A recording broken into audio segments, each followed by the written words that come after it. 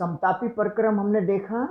समतापी प्रक्रम मतलब ऊष्मागतिक निकाय की अवस्था में इस तरह का परिवर्तन जिसमें ताप समान बना रहता है, यानी ताप में कोई अंतर नहीं आता। डेल्टा टी जीरो,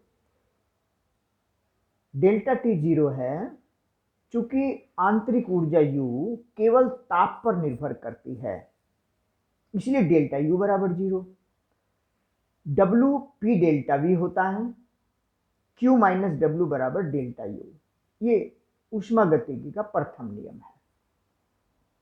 तो एक तरह से डेल्टा U जीरो होगा, तो इसका मतलब ये हुआ कि Q बराबर W, यानी समतापी प्रक्रम अगर है तो समझ लीजिए कि Q बराबर W ये हो जाएगा, क्योंकि आंतरिक ऊर्जा में परिवर्तन जीरो है। जितनी ऊष्मा देंगे उतना ही कार्य हो जाएगा। रुद्धोष्म प्रक्रम, स्थिरोष्म प्रक्रम, एडियाबेटिक चेंज, ऊष्मा का आदान प्रदान नहीं होता है। यही बेसिक चीजें हैं जो तुम्हें माइंड में पहले कई बार कहीं से भी पढ़कर, इसलिए बिल्कुल एक जगह यहां दी गई है सारी चीजें। तो माइनस डब्ल्यू बराबर डेल्टा यू, क्योंकि क्यू जीरो हो गया, और अगर क्यू जीरो हो गया तो माइनस डब्ल्यू बराबर डेल्टा यू, और डब्ल्यू पी डेल्टा वी बराबर आर टी। अगर चक्रीय प्रक्रम है, चक्रीय प्रक्रम का मतलब है ऊष्मागतिक निकाय जिस अवस्था से चलता है, विभिन्न परिस्थितियों से गुजरता हुआ फिर उसी बिंदु पर लौटकर आ जाता है। इसका मतलब यह हुआ कि उसी बिंदु पर मतलब उसी अवस्था में, यानी कि ताप फिर वही हो गया, तो आंतरिक ऊर्जा में परिवर्तन जीरो हो गया। ये कुछ ध्यान रखने योग्य बातें हैं। निकाय द्वारा किया गया कार्य धनात्मक जब आयतन बढ़ता है, आयतन बढ़ेगा मतलब निकाय स्वयं कार्य करेगा, गैस फैल रही है। निकाय पर बाह्य बल द्वारा किया गया कार्य ऋणात्मक, आयतन जब घटेगा। बाहर से जैसे कि साइकिल का पंप होता है, ऊपर से दबाते हैं, बाह्य बल के द्वारा कार्य करते हैं तो आयतन घटता है, तो वो कार्य ऋणात्मक लिया जाएगा। निकाय को दी गई जो ऊष्मा होती है वो धनात्मक होती है, और निकाय से बाहर जो ऊष्मा निकलेगी वो ऋणात्मक ली जाएगी। आंतरिक ऊर्जा में अगर वृद्धि होती है तो ताप वृद्धि मतलब धनात्मक हो जाएगा। आंतरिक ऊर्जा का मतलब है ताप का अद्वितीय फलन होती है, तो ताप बढ़ेगा मतलब आंतरिक ऊर्जा बढ़ेगी, यानी कि धनात्मक, और कमी होती है तो ऋणात्मक हो जाएगा। सीपी जैसा पहले भी पढ़ा, नियत दाब पर 1 मोल गैस का ताप 1 डिग्री सेंटीग्रेड बढ़ाने के लिए आवश्यक ऊष्मा।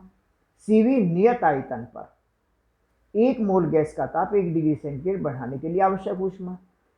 इस अवस्था में कार्य P डेल्टा V बराबर जीरो। सीवी आयतन नियत है, अगर आयतन नियत है तो डेल्टा V जीरो हो गया, कार्य जीरो हो गया।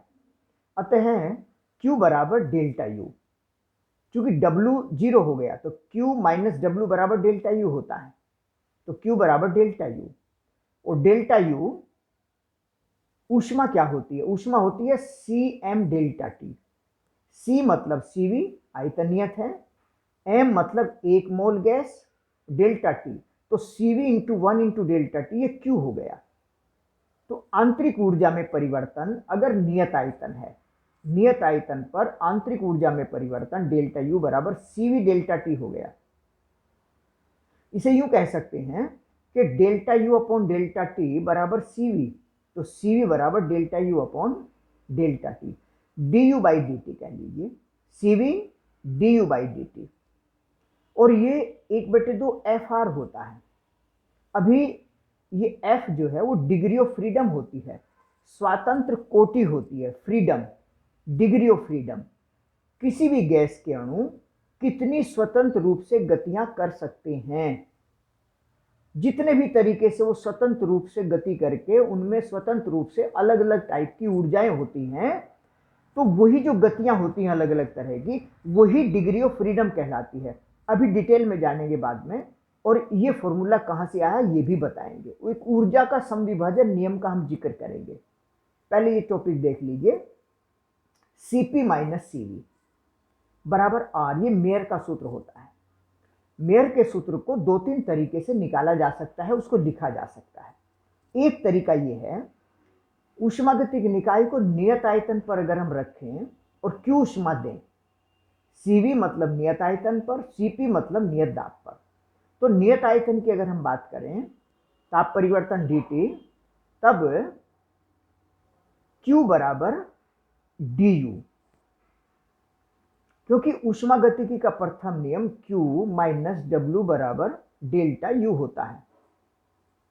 तो चूंकि यहां नियत आयतन है, Cv की बात कर रहे हैं, तो W जीरो हो जाएगा, नियत आयतन dV जीरो, कार्य जीरो, तो Q बराबर डेल्टा U, Q बराबर डेल्टा U du कह लीजिए अगर सूक्ष्म परिवर्तन की हम बात करें, और du का मान Cv dt, du बराबर Cv dt जैसे पहले बताया गया, du बराबर Cv dt, ये du का मान आ गया। अगर दाब नियत रखते हुए बात करें और Q ऊष्मा दें, Q ऊष्मा हमने दी, आयतन नियत रखा, तो Q ऊष्मा हमारी du के बराबर होगी, यानी जितनी ऊष्मा देंगे उतनी आंतरिक ऊर्जा बढ़ेगी, क्योंकि कार्य कुछ नहीं हो रहा है, और वो आंतरिक ऊर्जा Cv dt के बराबर होगी। अगर दाब नियत रखते हुए बात करें, तो दाब नियत है, इसका मतलब आयतन तो बदलेगा, तो Q बराबर du plus P dv, du plus w होता है, तो p dv, और ये बराबर Cp इंटू 1 इंटू dt, क्योंकि ऊष्मा जो दी है हमने Cm डेल्टा टी, ताप परिवर्तन हो रहा है, Cp इंटू डेल्टा टी 1 मोल गैस के लिए, तो Q का मान du प्लस पी dv बराबर Cp dt। देखिए, mathematics is the language of physics.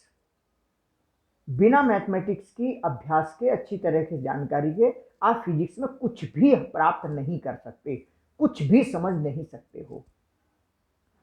तो एक एक चीज को पढ़ें, समझें पूरा ध्यान से, और सारे काम छोड़कर ही ये काम करना पड़ेगा, क्योंकि स्टडी अपने आप में एक कार्य है।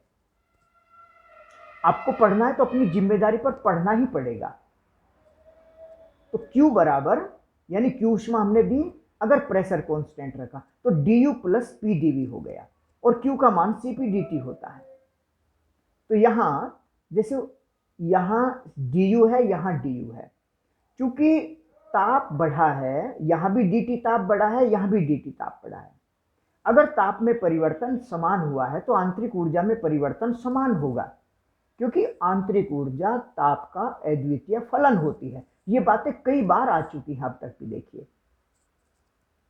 तो अब इन दोनों समीकरण से बस हल किया है हमने, इसमें से ये माइनस कर दिया, Cp dt minus Cv dt, और इसमें से ये घटाएंगे, du कट जाएगा, p dv बचेगा, और p dv का मतलब r dt होता है, क्योंकि pv बराबर RT, और p अगर वॉल्यूम में चेंज हुआ है और ताप में चेंज हुआ है, p कांस्टेंट है, तो p dv r dt, r constant है, p कांस्टेंट है।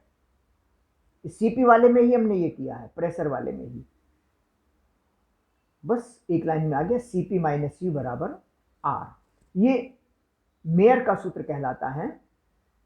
गैस की 2 ग्राम अणुक विशिष्ट ऊष्माओं का अंतर r होता है, और देखो पहले याद होगा Cp बाई Cv बराबर गामा होता है, तो Cp बाई Cv 2 गैस की विशिष्ट ऊष्माओं का अनुपात गामा होता है, और अंतर r होता है। ये भी नियतांक है, ये भी नियतांक है, ये गैस कांस्टेंट है, और ये गामा 2 विशिष्ट ऊष्माओं का अनुपात होता है। तो ये छोटी छोटी बातें अलग से लिखकर समझकर तैयार करनी होंगी।